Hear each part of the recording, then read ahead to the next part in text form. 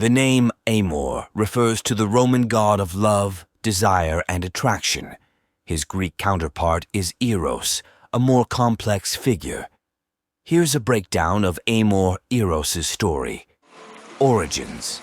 In some early accounts, Eros is a primordial god, meaning he existed since the beginning of creation and embodied the concept of love itself. Later myths depict him as the son of Aphrodite, the goddess of love, and either Ares, god of war, or Hermes, messenger god. Mischievous matchmaker. Eros, often depicted as a winged youth, is known for causing people to fall in love through his magical arrows. He would target both gods and mortals, sometimes leading to chaotic and sometimes beautiful love stories.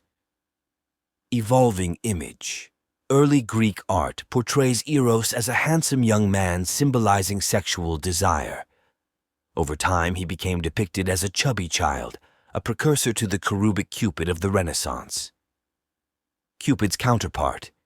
The Roman version Cupid inherits many of Eros' traits, but is often seen as the son of Venus, Roman Aphrodite, and Mars, Roman Ares. He carries a bow and arrow, aiming to ignite passionate love or desire. Amor in art and literature.